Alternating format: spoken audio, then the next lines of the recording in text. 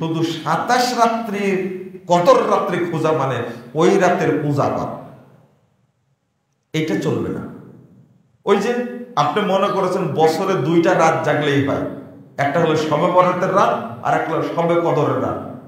এটা তো হিন্দুদের পূজা করার চেয়েও খারাপ হয়ে যায়।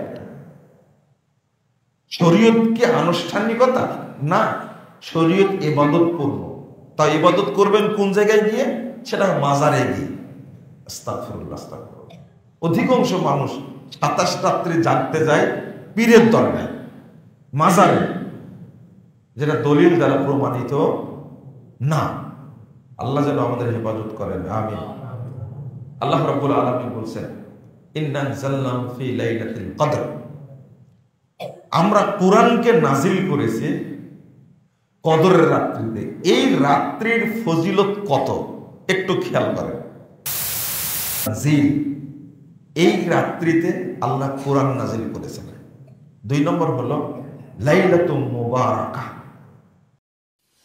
আসসালামু আলাইকুম ওয়া রাহমাতুল্লাহি ওয়া বারাকাতুহু।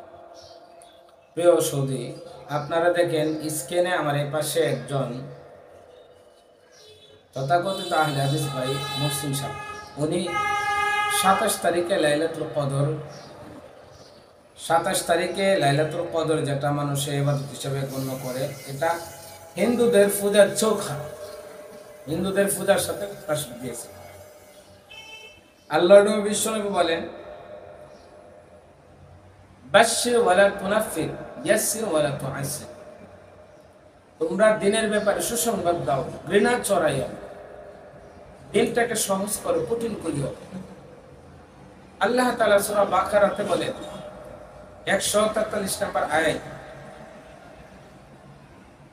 ওয়া কাযালিকা জাআলনাকুম উম্মাতান ওয়াসাতা,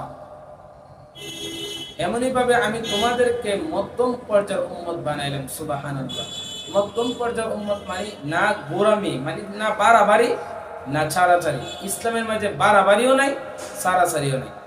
27 তারিখ বেজর রাত্রি, আল্লাহ নবী বিশ্বনবী বলেছেন তোমরা লাইলাতুল কদর বেজর রাত্রিতে তালাশ করো। তো 27 তারিখ তো বেজর রাত্রি, তো 21 তারিখে লাইলাতুল কদর আসতে পারে, 23 তারিখ আসতে পারে, 27 তারিখ আসতে পারে, 29 তারিখ আসতে পারে। কেননা আল্লাহ নবী বলছেন তাহাররু লাইলাতুল কদর ফিল বিত্রি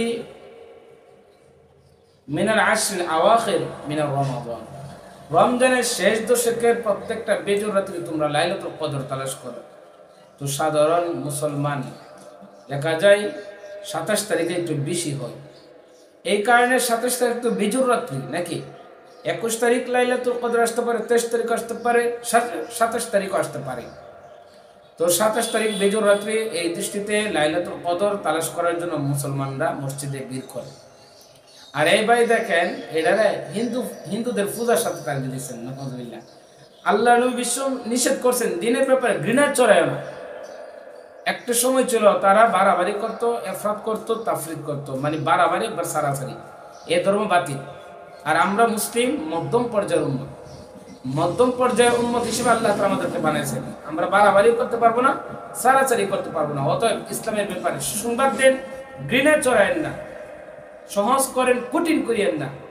বুখারী মুসলিম শরীফের 4622 নম্বর হাদিস, মুসলিম শরীফের 4622 নম্বর হাদিসে আল্লাহ নবী এই কথাটা বলেন, ইসলাম ধর্ম শান্তির ধর্ম, ইসলাম ধর্মের ব্যাপারে আপনি ঘৃণা চড়ায়েন না, সুসংবাদ দান করেন। তো এই ভাই যে ঘৃণা কিভাবে একবারে পূজার সাথে তাসবিহ দেয়। আবার কিছুদিন আগে একটা আহলে তথাকথিত আহলে হদস এবেড়া ওকে বেশ্যা কানার সাথে তাসবিহ মেরে দিয়েছিল ওই শববরাতটা ভাই। এখানে বেটার জুতা মানছে মানুষের, জুতা।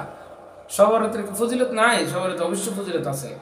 এই শববরাতের ফজিলত আল্লাহ তাআলা বলেন হামিম সূরা দুহানে